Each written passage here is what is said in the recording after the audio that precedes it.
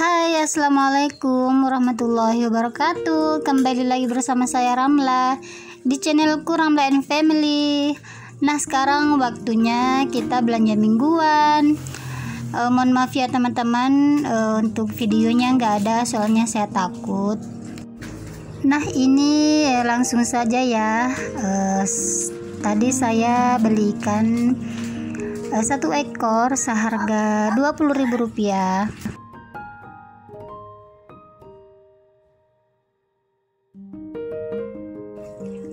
Dan lanjut saya juga beli sawi, ini harganya Rp2.000.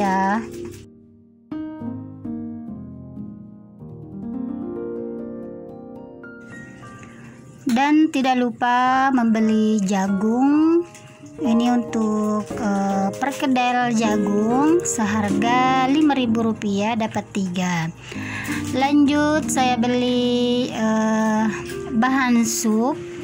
Ini ada kol, wortel juga tadi ada 2, cuman saya sudah masak sebagian. Ini harganya Rp5.000.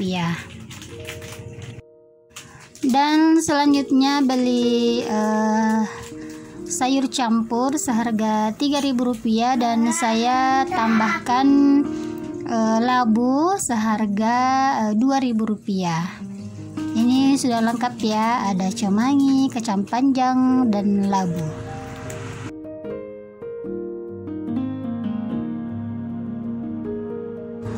Dan ada cabai besar dan jeruk nipis jeruk nipisnya seharga Rp2.000 dapat 3 dan cabainya Rp5.000.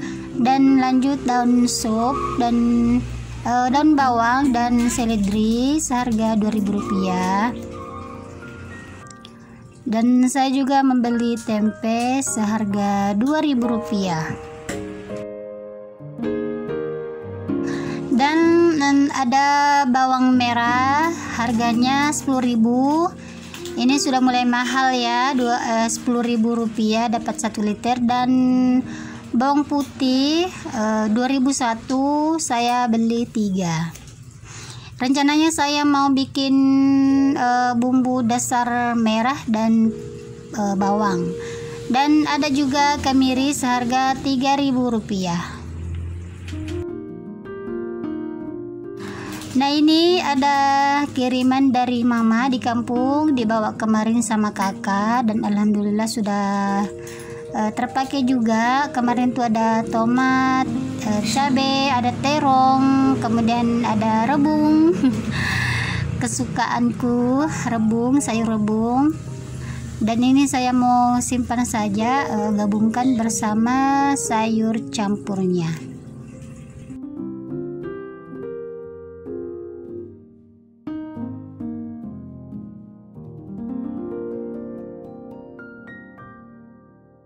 Dan alhamdulillah inilah belanjaan saya, kurang lebih 60.000 kurang lebih ya. Dan insya Allah cukup untuk 1 minggu.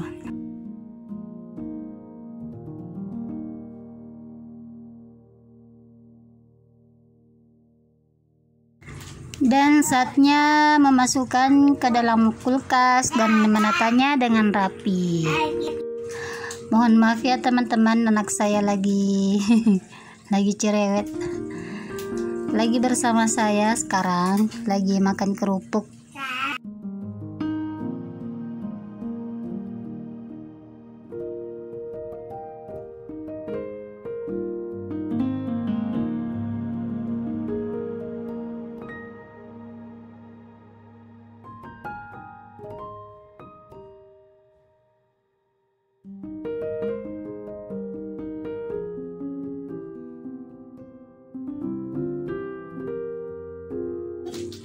Nah, ini dia nih keadaan dan kondisi kulkas saya yang seadanya.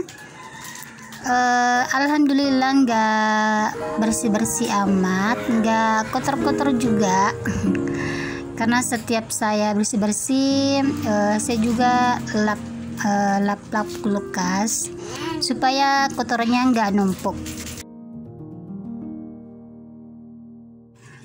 Dan keesokan harinya ini video saya setelah food prep, dan besoknya saya langsung masak ikan yang kemarin saya beli di pasar yang harganya 20.000. Ini saya masak semua karena alhamdulillah suami saya sangat suka dengan ikan kuah kuning. Ikan seperti ini namanya apa ya, ikan tongkol atau saya juga nggak tahu namanya apa. Setelah ikannya dimasak seperti ini, sebagian saya ambil untuk menggoreng dengan sambal untuk menu makan malam. Teman-teman dan bunda-bunda sekalian, Masya Allah, Subhanallah, tidak ada yang kebetulan di dunia ini. Semua yang terjadi di alam ini atas izin dan kehendak Allah Subhanahu wa Ta'ala. Sebagai manusia, kita hanya bisa bersabar dan bertawakal kepada Allah saat ditimpa musibah. Tepat 1 minggu yang lalu, video ini saya rekam. Rencananya mau bikin vlog. Dan saat itu kejadian yang menimpa anak saya yang kedua, namanya Abdul Faiz, yang mengalami kejadian yang luar biasa. Ceritanya saat hujan-hujan, kakak beradik ini mau mandi, tapi sebelumnya mereka main air, lempar-lempar air, saling siram-menyiram. Saya menegurnya supaya tidak main air.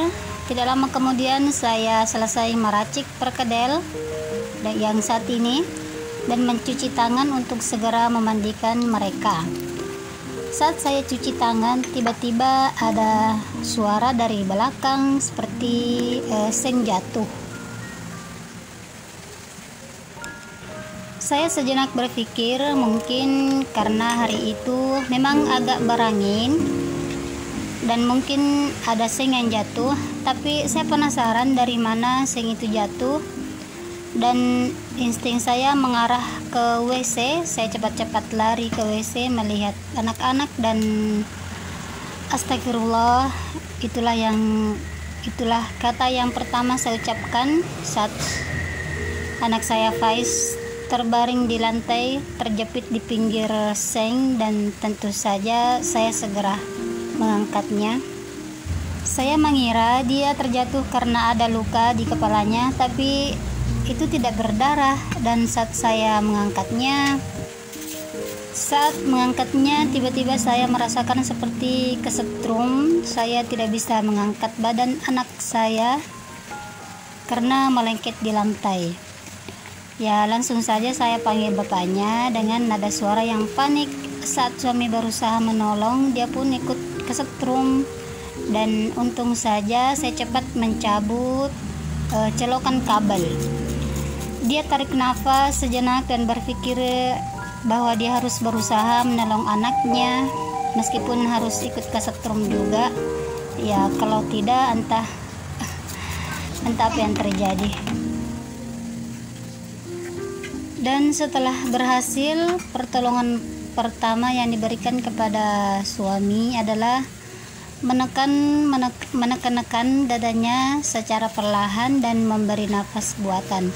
Dan untung saja ada yang datang ke rumah hari itu untuk mengerahkan kalau ada kejadian seperti ini, badan harus kering.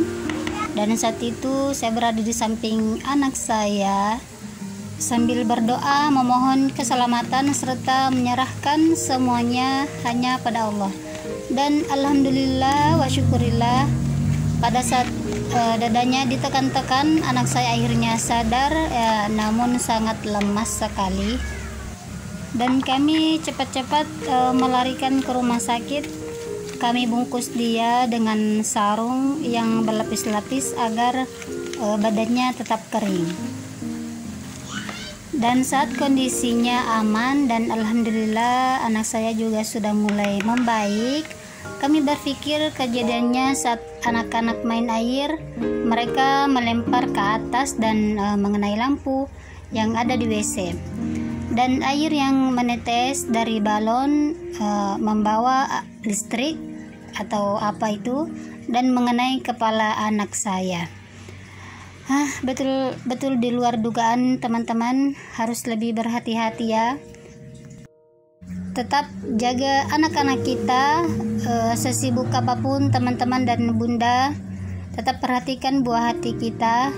Ini menjadi pelajaran bagi saya untuk tetap berhati-hati, dan semoga menjadi pelajaran juga bagi bunda-bunda ya. Masya Allah, Allahu Akbar.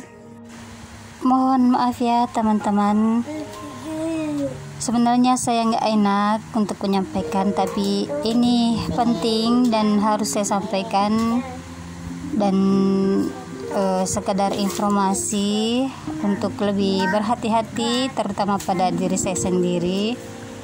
Dan setiap orang tua pasti akan sedih jika mengingatnya, tapi insya Allah saya akan kuat. Masya Allah, cobaan memang tidaklah menyenangkan ya teman-teman.